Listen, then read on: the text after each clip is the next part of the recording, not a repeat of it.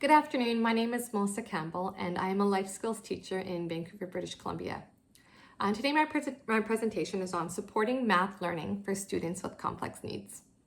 The presentation today is really geared towards teaching number recognition, sequencing, and comparative reasoning to students with developmental disabilities in a life skills program.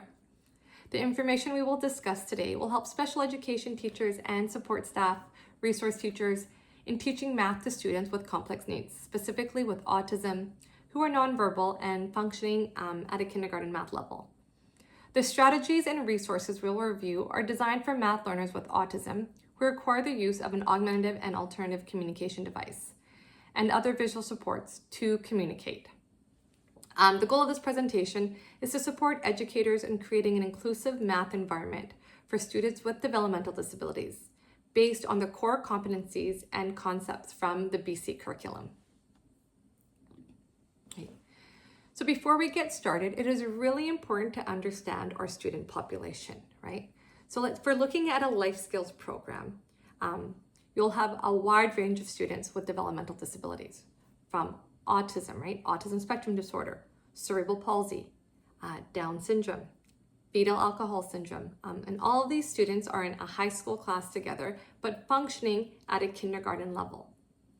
And along with this comes a lot of complex learning profiles, right?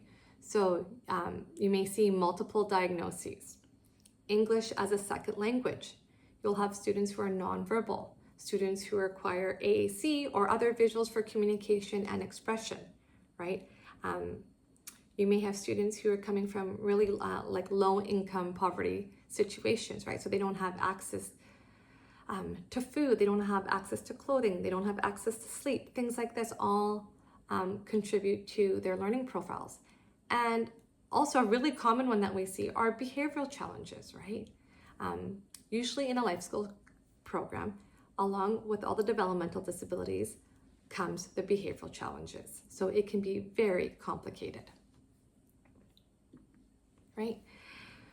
So with numeracy challenges for students with moderate to severe intellectual disabilities, you'll see difficulty with number recognition, difficulty with one-to-one correspondence, comparative concepts, challenges with number sequencing, right? If we look at number recognition, these students are having difficulty understanding numbers from like 0 to 10. With one-to-one correspondence, some students may struggle with matching objects to numbers when counting. Comparative concepts. So you have students who probably get confused with more, less, and the quantity relationships. Number sequencing. Students may have difficulty with like the order of numbers. And then comes the common mathematical misconceptions, right? So students may read numbers in order. Examples, 1 to 10. Without comprehending that each number corresponds to a specific amount. Students may not recognize 0 as a number, meaning they do not see it as part of a number set. 0 can also be misunderstood as representing nothing, right? Students may skip items or count the same item multiple times, right, when counting objects. So this can result in like incorrect totals and inaccurate quantity, right? So this can also be really challenging. Students may assume that all counting sequences follow a uniform pattern, right? And that can cause errors. After 9 comes 10, without understanding that the base 10 system structure, right? So it's really important to get to know these students, right? So before we start looking at strategies and assessments, it's important to check and review what we have in BC is called a red file, right? So this is taking a look at everything in their file, such as individual education plans, right? Their IEPs, psychoeducational assessments. So in BC, they will get one in elementary school. Then they usually get a second one in high school between grade 9 to 12. Right? So these are really important assessments that you should review before starting to look at strategies and assessments. Also looking at any other medical assessments they have, right? Other students they may have autism, but then they may have severe asthma. I have a student with autism and she also has Rubinstein syndrome. So these are things to look at. Taking a look at other reports from elementary school teachers might be a really good one to do, or even preschool teachers, other medical professionals, right? Usually there's these students have occupational therapists, speech and language pathologists, physiotherapists. All of these will have reports that can help you. Maybe like a psychologist report, another one, right? Dealing with the family as well. All of this information comes together to give you support. And you also want to make sure you're meeting the curriculum standards, right? So you need to know what the standards are for the student. Having the appropriate supports in place, such as the AAC devices. If English is a second language, you want to make sure you have a language translator, whether it's someone in person or put onto a device. You want to have visuals that are ready for the student to set them up for success, right? You also want to be able to identify the student's strength. And I think that's the most important thing to remember before getting started. What are the student's strengths? So then you can work off of that. Next, let's take a look at the Universal Design Learning Strategies aligned with the BC curriculum, right? This can be used specifically in a life skills program, right? So you want to look at the visual supports. Picture symbols paired with number and concepts, number lines, counting charts, visual schedules, 10 charts, color coding, right? Color coding is big. Color coding for mathematical relationships. Then there's a multisensory piece, right? Tactile, manipulatives, using blocks, figures. You want movement-based activities, right? You want to be maybe counting steps, counting jumps, counting claps. All of this is multisensory. You want to incorporate songs and rhyming patterns. Then you also want to apply like real world applications, right? And that could be doing math with cooking.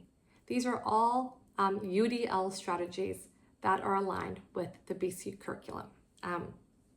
Like a concrete example would be, like if you're teaching a math lesson on counting, maybe you have one student using foam blocks to match numbers with the support of an AAC device.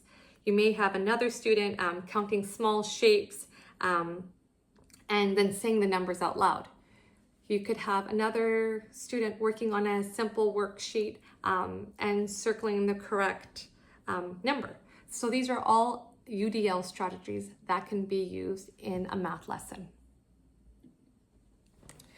To continue with these strategies, you have AAC integration, right? You want to make sure that the math vocabulary is programmed into the device beforehand, right? You want multiple means of demonstration. You want to model. You want to give them time to answer. You want to prompt, right? These are all very important strategies. You want visuals for objects that match the images on the AAC device. And then structured learning, right? You want to keep the lesson and the routine consistent. Consistency is key. You want scaffolded instruction. You also really want to use positive reinforcement. You know, the students want to hear that they're doing a good job, right? So just keeping up the good work, saying, good job, way to go. All of that really lets them know that we know that they're doing a good job and then they're trying hard. You also want to model, right? You want to pre-teach the vocabulary. So these are all really important strategies when teaching math to this profile of students.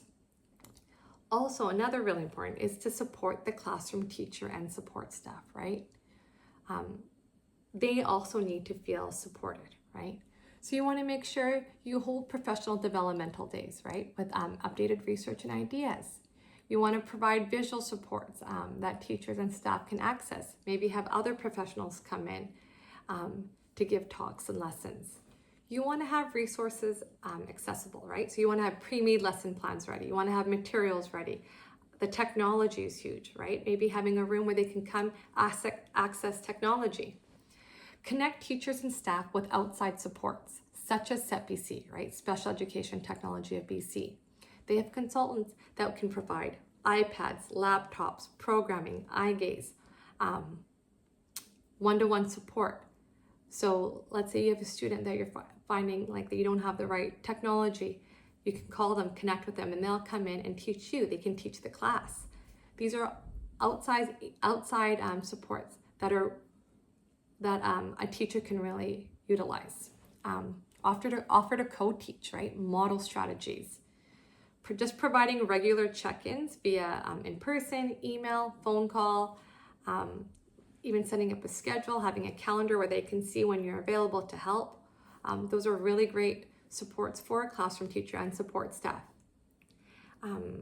Creating collaboration days for teachers and staff to come together and share ideas and ask questions, right? They can let you know what's working, what's not working, providing new ideas. All of this is really great for team building as well, right? Getting the team to connect is key. And you also want to provide positive reinforcement for the team, just like we do for the students. They want to hear that they're doing a good job, right? All of that is really important when you're supporting everyone in the school. And there's also a lot of great resources for special education teachers and staff. So in BC, the first place I would suggest is to go to the BC Curriculum website. Here, you can get structured learning goals, inclusive tools, lesson plans, practical strategies for supporting diverse learners in the classroom. So that's where you first want to go, right, for resources. Then SetBC, right? SetBC can help with creating math materials for AC device. You have one-to-one consultation. You can get technology. So I would also connect with the SetBC website. Boardmaker is a great website. Some of it costs, well, it is an expensive program, but there are some free templates already put on the website that you can access. But for example, at the high school I teach at, we've all combined our funds and we bought one program that we can all share, right? And it's used for the life skills program. It's used for the LAC program. We have mainstream teachers using it as well. And Splash and Learn is also a great website to access, right? Here you'll find some fun math games for students, just to switch it up. Sometimes you just want to throw in a game to relax them, have some fun. They can do independently or as a group. The Autism Helper website is a really great one if you have students with autism in your program, right? Here there's some creative lesson plans for math. So those are some really great resources that I would recommend for special education teachers and staff. So I hope today, I gave you some strategies and some resources that I feel that are really important when teaching math lessons to students with special needs.